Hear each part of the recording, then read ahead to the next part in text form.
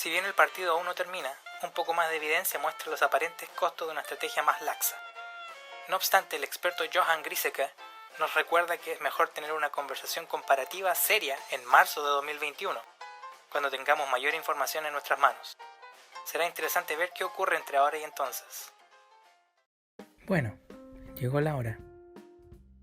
Después de casi un año de alarmismo y medidas autoritarias, donde algunos países seguimos enterrados, pero otros parecen ya de vuelta a la normalidad, es hora de revisar los datos y analizar la situación comparada. ¿Tenía razón Giesecke? ¿Es bueno tener medidas más relajadas como en Suecia? ¿O se necesitan las cuarentenas y los encierros? Veamos. En las primeras semanas de la pandemia, Suecia estaba en los primeros lugares del mundo en cuanto a muertes COVID, cuando controlamos por la población de cada país. Sin cambiar mucho en su estrategia para combatir la enfermedad, podemos ver que varios otros países los alcanzaron y sobrepasaron a lo largo de los meses. Algunos de esos países son Perú y nuestro querido Chile, dos de los países con la medida de mitigación más restrictiva del mundo. Una crítica recurrente a los suecos hace referencia a que sus vecinos nórdicos están mejor en los indicadores de fallecidos por la enfermedad. Sobre este punto, las autoridades suecas fueron las primeras en reconocer que hubo varios problemas en el manejo de los hogares de ancianos, y de hecho la mitad de las muertes COVID del país se concentran en estos recintos. Hoy, y en parte debido a lo anterior, los suecos se ubican en el lugar 26 de la tabla en cuanto a fallecidos por COVID cuando controlamos por población, apenas 4 lugares arriba de Chile. Así podemos tener algunas preguntas sobre si permitir una vida casi normal a sus ciudadanos no fue una política demasiado costosa para quienes estaban más vulnerables frente al coronavirus. Pero, antes de que algunos comiencen a dar la vuelta olímpica, reconozcamos que comparar solo el número de fallecidos marcados como muertos por COVID a través de países tiene un montón de problemas. Aquí solo un par. Primero, más allá de todos los problemas de los exámenes PCR, que son muchos, pero no vamos a explorar acá, no todos los países tienen el mismo nivel de testeo, por lo que más o menos fallecidos atribuidos al virus puede ser solo un instrumento de haber marcado a una mayor cantidad de personas como enfermas de un virus que quizá no fue la causa principal de su fallecimiento. Y segundo, no todos los países tienen el mismo criterio para contar fallecidos, entre comillas, por el virus. Por ejemplo, Reino Unido cuenta a todas las personas fallecidas dentro de un periodo de 28 días desde un examen positivo como un fallecido COVID. Se pueden imaginar los problemas de esta metodología cuando alguien con un examen positivo fallece de un accidente automovilístico dentro de este periodo. Por esto, es posible que el indicador más limpio que vaya quedando es el exceso de mortalidad para cada país. Las muertes en exceso tampoco son un indicador perfecto, pero se pueden hacer suposiciones que funcionan un poco mejor a nivel comparado. Este exceso se entiende como toda muerte que resulta por sobre una línea de base, que generalmente se basa en promedios de años anteriores y en funciones probabilísticas para cada país. Después de todo, nadie sabe realmente cuántas personas van a fallecer en un año en particular. La lógica de usar el exceso de mortalidad en una población es la siguiente. Si consideramos al virus como nuevo, el real efecto del virus sobre una población se vería al contar las muertes por sobre la base de años anteriores. Ahora, esta suposición también podemos debatirla, debido a lo que ahora sabemos sobre las células T o linfocitos y la resistencia que muchos de nosotros tenemos a lo que el virus nos podría eventualmente producir, ya que nuestro cuerpo es capaz de reconocer elementos del coronavirus que están presentes en otros virus. Una ventaja de mirar el exceso de mortalidad es que se salta el paso del testeo y de los, entre comillas, casos, una variable que puede cejar la muestra. La suposición principal aquí es: si el virus no hubiese aparecido en nuestras vidas, el exceso de mortalidad del año que recién pasó habría sido insignificante comparado con 2019.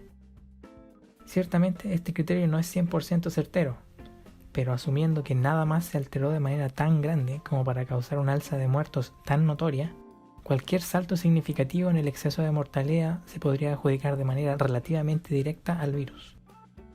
Usando este indicador, mirando la situación de Suecia comparada con otros países de Europa, algunos destacados por su respuesta ante el virus, con los datos recopilados por Euromomo, tenemos lo siguiente.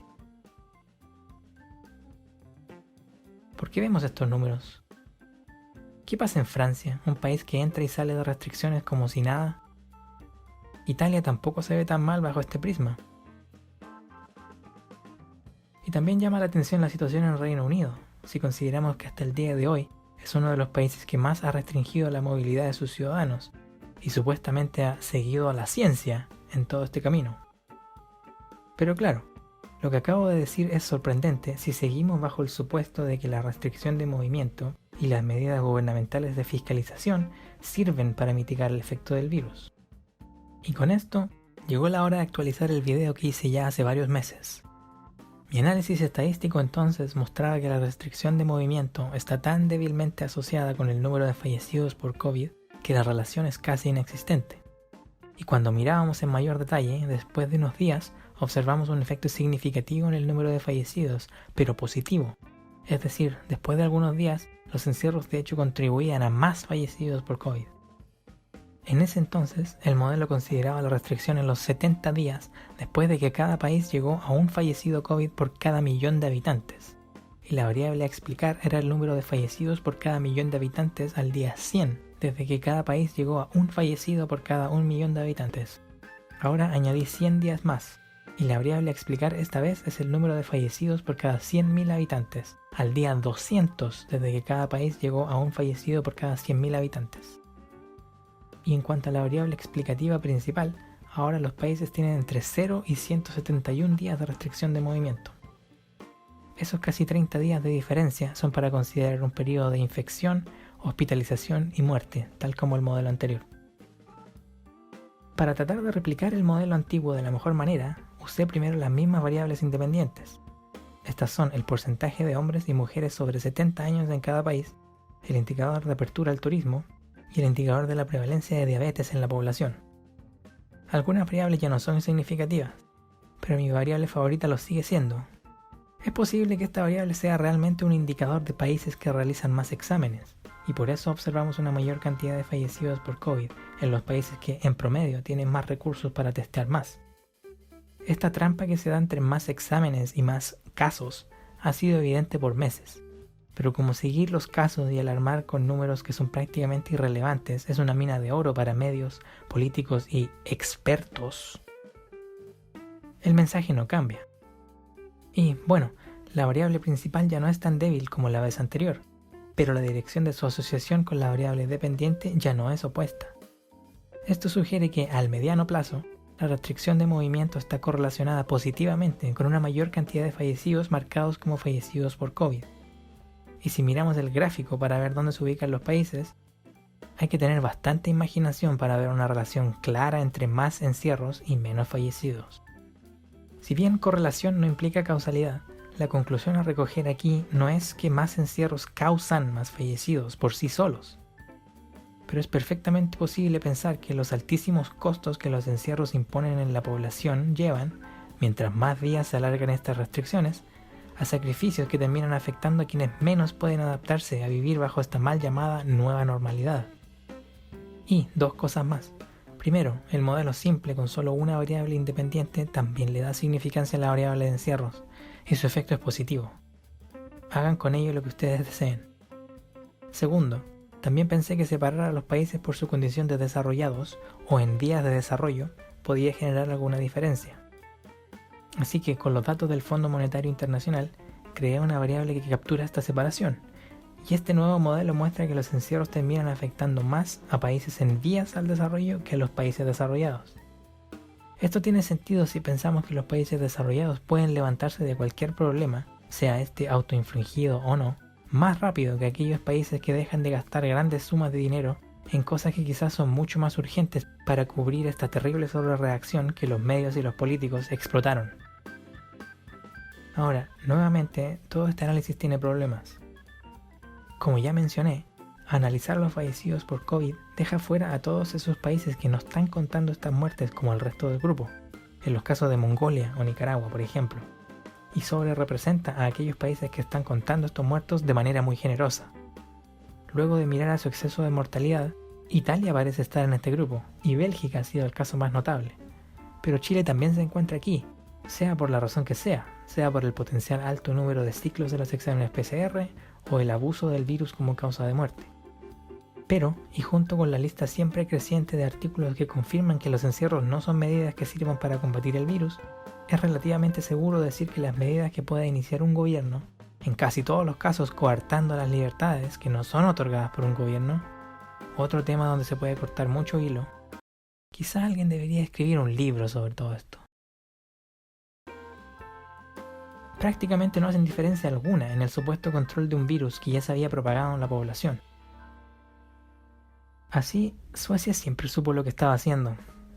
Johan Giesecke y Anders Tegnell lo dijeron múltiples veces hace más de un año. Suecia no debe tener 0 muertes en exceso, un crecimiento económico estratosférico y estar mejor que absolutamente todos los otros países en todas las categorías para que su estrategia sea considerada un éxito. Porque estar en el promedio de fallecidos en exceso al mismo tiempo que sus autoridades no alteraron la vida en sociedad al nivel de muchos otros países que sí lo hicieron, era el objetivo más razonable ante la incertidumbre inicial, y es el plan que tiene menos costos a largo plazo.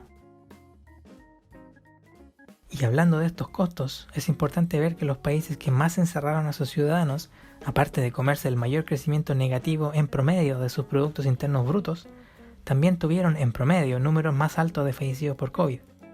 Una vez más, hagan con esto lo que ustedes deseen. Con todo eso, para varios puede parecer un contrasentido que haber hecho menos que otros países haya llevado a Suecia a un resultado positivo. Pero aquí estamos frente a otro argumento que es persuasivo pero que no es correcto. La falacia de que un gobierno siempre debe hacer algo ante un problema para solucionarlo es usada comúnmente, sobre todo por políticos que buscan ser electos o reelectos. Pero creo que ahora hemos sido testigos de la demostración de la absoluta falsedad de este argumento. Y antes de que me digan, pero ¿y qué pasa con Nueva Zelanda y Australia? Acá les dejo sus tendencias de fallecidos en exceso. Tampoco son extremadamente diferentes a las de Suecia. Y que estos países hayan tenido relativo éxito, según yo, pasa menos por los encierros y más por otras 2 razones. Son países aislados y son países desarrollados. Haciendo el paralelo al nivel individual, encerrar no es tanto problema para quienes pueden pedir cosas por delivery y trabajar desde la casa por meses, pero es mucho más complicado para alguien que necesita salir para tener plata al final del día, ¿no? Con esto, y para cerrar, quiero traerlos de vuelta a nuestro país, donde el gobierno nos sigue distrayendo con nuevas medidas, una más autoritaria que la otra, y con políticos tomando crédito cuando los casos bajan, pero culpando a la irresponsabilidad de algunos cuando los casos suben.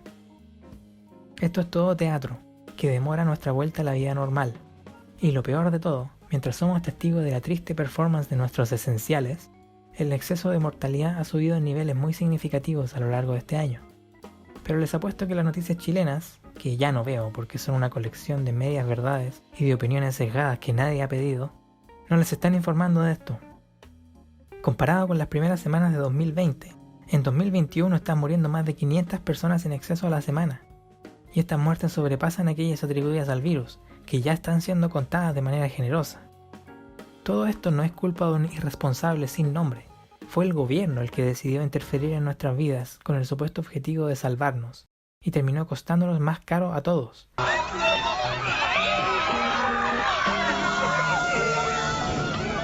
¡Lo logramos, Patricio! ¡Salvamos la ciudad! Imagínate qué hubiera pasado si no hubiéramos alertado a todos sobre el coronavirus. Menos a los políticos y burócratas que apenas han visto sus vidas afectadas. Y claro, a los periodistas que animan matinales porque su trabajo es claramente esencial. Si tienes que ir al supermercado, paga tu patente, conche tu madre, porque si no, no va a poder.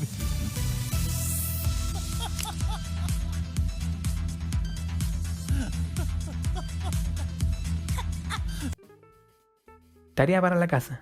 ¿Creen ustedes que las hospitalizaciones están subiendo porque seguimos en medio de la pandemia? A pesar de que el pic se observó ya hace meses atrás y no estamos en medio de una segunda ola o una ridiculez mediática como esa.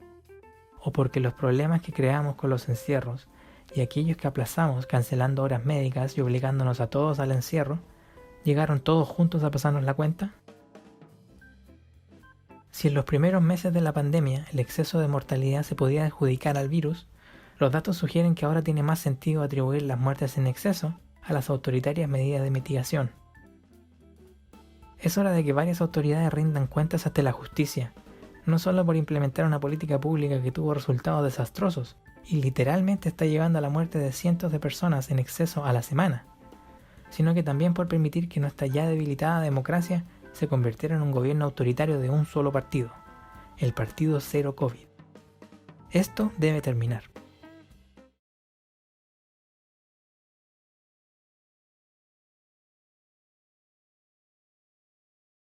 Señora González, cuando yo crezca quiero ser un periodista como usted. Bien por ti, muchacho. Lo que más necesita este país es más Periodistas. ¿Te imaginas al mundo sin Periodistas. ¡Ay, qué horror!